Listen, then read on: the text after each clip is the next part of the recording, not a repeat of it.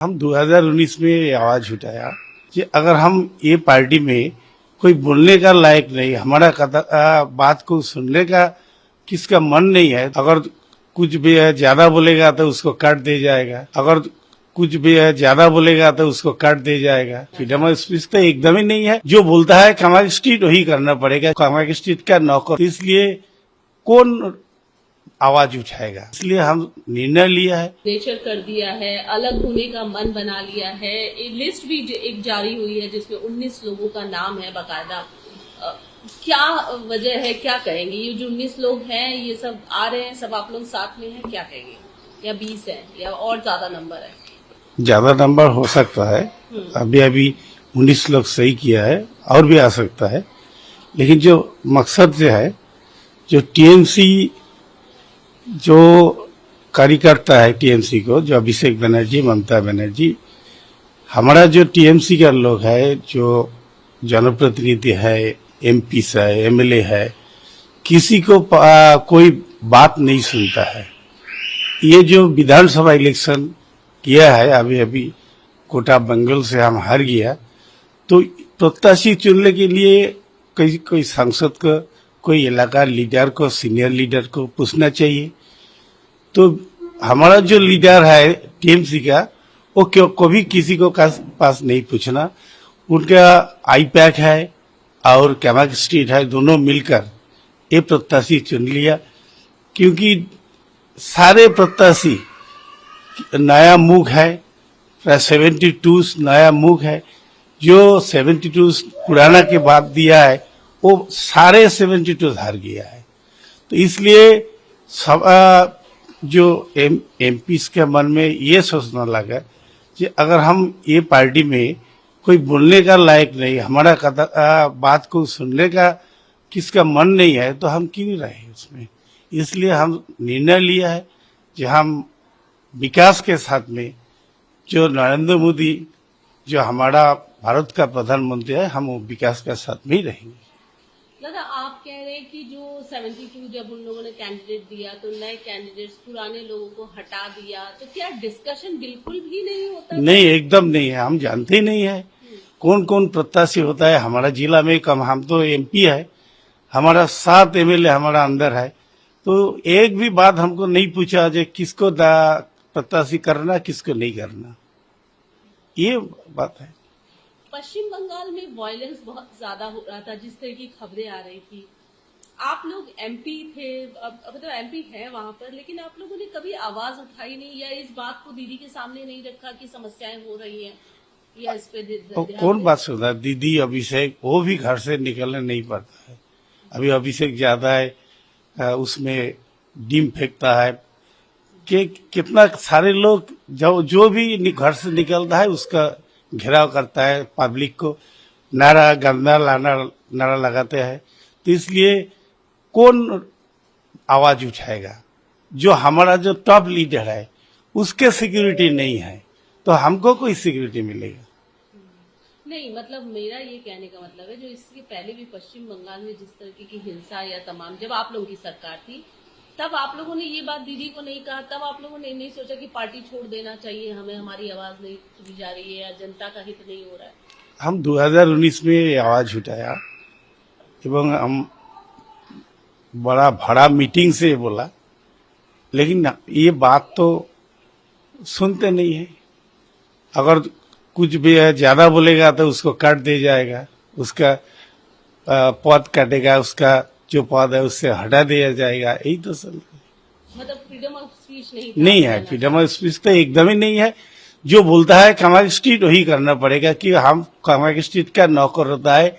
जो बोलेगा हमारा मालिक, वही हमको करना पड़ेगा। अच्छा, एमपी के रूप में आपका कोई अधिकार नहीं? कोई भी हमको आला एमपी के रूप में कोई हमारा इंडिपेंडेंस नहीं है, कुछ बनने का नहीं, कोई मौका नहीं मिलता है। अभी हम जब जाते हैं कमाल स्ट्रीट में, हमको साथ मिलने का भी मौका नहीं देता है। आपकी नाराजगी क्या मुख्य रूप से ममता दीदी से है, या फिर अभिषेक बनर्जी से है? ये तो सिस्टम है, ये जो टीएमसी का जो सिस्टम है, इस सिस्टम का ऊपर हमको नाराजगी है। क्योंकि पॉलिटिकल पार्टी में स्पीच, फ्रीडम ऑफ स्पीच रहना पड़ेगा, और सबका साथ मिलकर आलोचना करना पड़ेगा, वो टीएमसी में नहीं है। कल्याण बैनर्जी ने कल एक बयान दिया, उन्होंने भी नाराजगी जाहिर की कि मैं अभिषेक के साथ नहीं रह सकता, बहुत ही एरोगेंट है। हाँ। और दीदी मेरी लीडर है। मतलब कल्याण बैनर्जी जो हमेशा साथ दे रहे हैं, आप लोग तो पहले ही सिग्नेचर कर चुके, अलग हो चुके हैं, लेकिन कल्याण बैनर्जी जो हमेशा साथ देने की बात करे, तो अब उन्होंने भी आवाज उठा दी है। आप उनके इस स्टेटमेंट को कैसे देखते हैं? उन्होंने बाकायदा बताया कि अभिषेक बहुत ही ज्यादा एरोगेंट है। हाँ। बिल्कुल बात नहीं सुनता है। लेकिन एक तो उनका उम्र बहुत कम है, बहुत सीनियर जो लीडर है उसको अभी से कोई सुनता नहीं है उसका बात। बहुत सीनियर लीडर उनका, ममता दीदी का साथ जो राजनीति करता है वो लीडर को बात नहीं सुनता, उसका सम्मान भी नहीं करता है। वो सोचता है जो वो बड़ा लीडर है, वो सबको उनका ही बात सुनेगा, वो जो बोलेगा वही करना पड़ेगा। दादा, अब जो परिस्थिति है, आप लोगों ने सिग्नेचर कर दिया है, आप लोग ये कह रहे हैं कि नरेंद्र मोदी जी की विचारधारा से हम प्रभावित हैं, वो हमारे प्रधानमंत्री हैं, उनके साथ, तो क्या आप लोग एनडीए में एक साथ होने की बात कर रहे हैं? किस तरीके से आप लोग एक होंगे, क्या है आप लोगों का अगला? देखिए, पहले तो हम चुना है डेवलपमेंट के लिए। जो हमारा क्षेत्र है उसमें 7 विधानसभा है, लोग हमको चुना है इलाका का डेवलपमेंट लिए। अगर हम डेवलपमेंट चाहेगो, हम जो इलाका का जो आबादी है उसके बारे में सोचता है, तो हमको जो डेवलपमेंट जिधर होता है उसके पास जाना होगा। अभी तो टीएमसी के अंदर स्टेट गवर्नमेंट भी नहीं है, सेंट्रल गवर्नमेंट भी नहीं है, और जो डेवलपमेंट होना है वो स्टेट गवर्नमेंट सेंट्रल गवर्नमेंट दोनों मिलकर होता है। तो अगर स्टेट गवर्नमेंट सेंट्रल गवर्नमेंट के साथ हम रहे कि सपोर्ट दे, तो इलाका का डेवलपमेंट थोड़ा तो हम करना पाएंगे। इसलिए हम सोचा हम एनडीए के साथ जुड़ जाएंगे। तो आप लोगों की कई लगातार मीटिंग हुई, भूपेंद्र यादव जी के साथ भी मीटिंग हुई है, और आप लोग कई बार बैठे, शुभेंदु अधिकारी भी आए थे, उनसे भी मुलाकात हुई, आप लोगों ने इस बात को रखा अपने? हाँ, बिल्कुल रखा, हम डेवलपमेंट के लिए बात रखा। उनके वादा किया है कि आप आइए, सब मिलकर हमारा जो क्षेत्र है और डेवलपमेंट करेंगे। जो प्रपोजल हम देगा वो प्रपोजल वो जरूर से करेगा उस प्रपोजल को। तो कोई आश्वासन मिला है आप लोगों ने जो हाँ, एनडीए मिला के है। साथ जाने का वो किया है, उन लोगों की तरफ से कोई आश्वासन? हाँ, कोई मतलब assurance बिल्कुल मिला है? बिल्कुल मिला है। क्या बोला है उन्होंने? जी, हमारा जो डिमांड है वो डिमांड पूरा करेगा। आप लोगों की डिमांड को पूरा करेंगे। अच्छा, ये बताइए, एक सवाल ये भी है कि अब होगा असली टीएमसी, नकली टीएमसी, बिकॉज लीडर तो ममता बनर्जी है, फिर सिंबल को लेकर इशू आएंगे, क्या किस तरीके से आप लोग वो देखा जाएगा।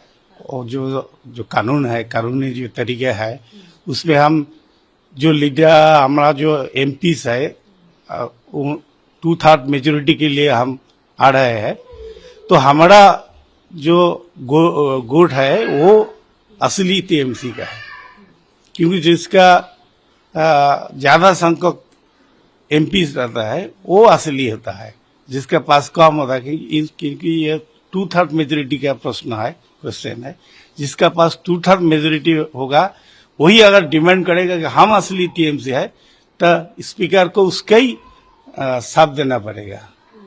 तो कब तक आप लोगों की स्पीकर को आप लोगों ने लेटर तो लिख दिया है? जल्दी तो होगा, कब तक ये सारी एक 2 हफ्ता में हो जाएगा। आप लोग की लीडर कौन है? काकुली दी? काकुली दी के पहले हमारा लीडर था जो गुट में टीएमसी का, और शताब्दी राय डिप्टी लीडर था, वही है।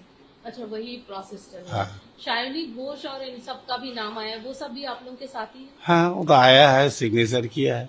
अच्छा, ये सिग्नेचर तो आया है, बातचीत किया है, सिग्नेचर भी कर लिया है। शत्रुघ्न सिन्हा जी का भी नाम आ रहा था, हालांकि उन्होंने तो मना किया हुआ है, वो नहीं है। अगर देखा जाएगा अभी जो जितना दिन और आएगा, अभी कुछ न कुछ काल जो हम कल्याण बनर्जी के बारे में देखा है, सोचा है, वो अभिषेक के बारे में जो नाराजी वो लगाया, और 2-4 एमपी ऐसा ही होता है कि सुदीप बनर्जी होता है और शोक राय होता है, कोई न कोई तो नाराजी सबको मन में होता है, लेकिन आने के लिए वो जो चाहता है मन इधर क्या करेगा वो डिसीजन अभी तक नहीं लेना पड़ेगा। मतलब आप कह रहे हैं कि डिसीजन मेकिंग अभी नहीं हो पा रहा है, इसलिए मन तो है लेकिन वो एग्जैक्ट नहीं समझ पा रहे कि अभी क्या करे क्या नहीं करे करे, ये परिस्थिति है। बोलने को किसी को भी मौका नहीं दिया जाता, ये आपका मानना है? हाँ, ये बिल्कुल। एक खबर है कि ममता बनर्जी सोनिया गांधी से मिली और ये कहा जा रहा है कि शायद अब उनका मर्जर होगा, जो पुरानी एक व्यवस्था थी वही फिर दोबारा दोहराई जाएगा। उसको लगता है ये मुझे मालूम नहीं संभव है, ये मालूम नहीं है। अगर कांग्रेस का बात है, वो कांग्रेस वाला क्या सोचा है वो हमको मालूम नहीं। लेकिन ये बताइए, इतना जो आप लोगों ने बड़ा निर्णय लिया, दीदी से इस विषय में बात किया, ममता दीदी से जो आपकी लीडर है, कि हम पहले दीदी से इस विषय में बात करें कि हमारे मन में ये सब चीज चल रहा है, उसके बाद कोई निर्णय ले? आप लोगों ने कभी प्रयास किया दीदी तक पहुंचने? नहीं, जब विधानसभा में चुनाव का बात जो हुआ लिया, जो अपोजिशन लीडर के लिए जो काम है, देखिए अभी चल रहा है सिग्नेचर क्यों जाल कर लिया है। जो उपस्थित नहीं होना है उसका सिग्नेचर करने का कोई जरूरत है? हमारा उधर 80 एमएलए था, अगर साइड भी सिग्नेचर करता है 60, तब भी अपोजिशन लीडर होता है। तो उसको जो आया नहीं है उसको सिग्नेचर करने का क्या जरूरत था? तो ये जो घोटाला उसमें होता है, उस तरफ से जो दीदी ने बोला, किसी को आलोचना का समय नहीं दिया, बोल दिया है ये अपोजिशन लीडर है, और जो एमएलए है वो मानता नहीं है, इसलिए अलग जो गैंग बनाया एवं ऋतुव्रत को लीडर बनाया एवं स्पीकर का पास पूरा 60 एमएलए का सिग्नेचर का कागजात भी जमा दिए। तो इसलिए उस टाइम में चल रहा है। तो दीदी उस टाइम में नहीं सोचा जो हमारा असेंबली में ऐसा होता है, एमपी को पार्लियामेंट में यही से हो जाएगा तो क्या होगा, तो सोचा नहीं है। उन्होंने सोचा नहीं, लेकिन आप लोग गए क्या, उनसे मिले? नहीं मिले, नहीं। कोई अप्रोच किया? नहीं, भी आप में से जितने भी नहीं, देखो हम 1 महीने से हम दिल्ली में रहते हैं और हमारा लड़का भी बीमार है, उनका ट्रीटमेंट के लिए हम आया। तो दीदी जानते हैं, ये सुनता है जे ऐसा ऐसा चल रहा है, लेकिन किसी को फोन नहीं किया। ये हम सुनता है एक बात सही की गलत है, तो लीडर को तो एमपी को फोन करना पड़ेगा कम से कम। ये तो हम तो उनका ही एमपी है, उनका ही जनप्रतिनिधि है, तो एक फोन हमको नहीं करना पड़ेगा? ये क्या दिक्कत है फोन करने के? क्योंकि हमको पूछ सकता है कि हम सुनता है ये सही की गलत है, तो हम बोलेगा दीदी यही सा ऐसा बात है। तो देखो हमारा लड़का भी हॉस्पिटल में है, वो एक मीटिंग कालीघाट में डाका है, उस मीटिंग में हम जा नहीं पाए। तो विश्वास नहीं करता, हमको हॉस्पिटल का लड़का को छवि भेजना पड़ेगा व्हाट्सएप में। तो हमारा मन में दुख लगा है कि हम हॉस्पिटल में, हमारा लड़का ऑपरेशन थिएटर में है, उसको पथरी निकलना है किडनी से, और ये लोग बोलता है हम कहाँ है तुम छवि भेजो। तो ये तो गलत बात है ना। मतलब ममता दीदी में ममता बिल्कुल भी नहीं थी अगर ऐसा कहा जाए तो, क्योंकि जो परिस्थिति थी, आप ये कह रहे हैं कि हमको फोटो भेजना पड़ा और तमाम सारी चीजें। तो ये तो देखो हमारा बीमार लड़का को बेड का सभी फिक्सर भेजना पड़ेगा फोटो। ये कैसा लगा मन में, जो विश्वास भी हमको नहीं करता है जो हम हॉस्पिटल में है क्या बाहर है। तो एक एमपी के साथ ऐसा हो रहा है तो बाकी एमपी के साथ क्या होगा, इसी तो हो रहा है। बहुत दुख, बहुत आहत दादा। हाँ, कितने लंबे समय से टीएमसी से जुड़े रहे? हम 2011 से पहले जब सत्ता में नहीं आए तब से हम टीएमसी से जुड़े रहे, और आज भी 2026 तक तो हम दे रहे। हम अलग, अभी तो हम टीएमसी के गोट है, हम तो बीजेपी नहीं हुआ है। लेकिन आप लोग को नकली कह रहे हैं, ये कह रहे हैं, एक ये भी आ रहा है, कीर्ति आजाद का बयान है मोजा कि सब बिक गए हैं, सब डरा के ये किया जा रहा है, ये प्रेशराइज किया। आप लोगों को कहीं से प्रेशर मिल रहा है? कोई प्रेशराइज नहीं, कोई ये जो एमपी है कोई बिकने वाला आदमी नहीं है, कोई प्रेशराइज नहीं है। हम खुद जानबूझकर, क्योंकि हमारा जो मकसद है, हम किस लिए चुना है, डेवलपमेंट के लिए। अगर हमारा क्षेत्र में कोई डेवलपमेंट नहीं होगा, क्योंकि कम से कम हमको एमपी लाट का जो पैसा है 5 करोड़ हम हर साल मिलता है क्षेत्र के डेवलपमेंट के लिए, वो भी हम काम नहीं कर पा सकते, तो किस लिए हम एमपी? तो इसलिए हम जानबूझकर सब सोच लिया है, क्योंकि हमारा जो स्टेट गवर्नमेंट है, जो सेंट्रल गवर्नमेंट है, दोनों साथ मिलकर हम सहयोग करें तो हमको डेवलपमेंट मिलेगा हमारा साथ। लेकिन ये जो एक और आरोप है कि ईडी सीबीआई का डर दिखा के बीजेपी वाले इस तरीके से करते हैं, ये तमाम चीजें, ऐसा कुछ होता है क्या? लगातार किसी को जितना लोग सिग्नेचर किया है, किसी को घर में ईडी सीबीआई नहीं गया, किसी को ईडी सीबीआई का डर नहीं है। ये जानबूझकर इस वो जो सिद्धांत तो ले लिया है कि हम एनडीए के साथ रहेंगे, एनडीए के सहयोगी रहेंगे और इलाका के डेवलपमेंट के लिए हम काम करेंगे। কি রে, তোর বেশ র্যাশ হয়েছে দেখছি। হ্যাঁ রে, কি করব বলতো, র্যাশগুলো কিছুতেই কমছে না। অনেক কিছু ইউজ করলাম তবুও কমছে না। আমার মনে হয় তোকে কোনো একজন ভালো ডার্মাটোলজিস্টের কাছে দেখানো উচিত। তুই ঠিক বলেছিস, কিন্তু কোনো ভালো ডার্মাটোলজিস্ট থাকলে একটু সাজেস্ট কর না প্লিজ। এই তোর তো একবার র্যাশ হয়েছিল না, তুই কোথায় দেখিয়েছিলিস? তুই একবার গৌরীদেবী হসপিটালসে দেখাতে পারিস, ওখানে ভালো এক্সপিরিয়েন্স ডার্মাটোলজিস্ট আছে। আমারও সেম প্রবলেম হয়েছিল, এখন ওখানে ট্রিটমেন্ট নিয়ে আমি এখন ঠিক আছি।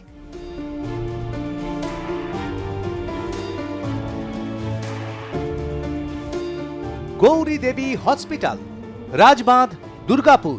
যোগাযোগ 8001003333, 8001113333।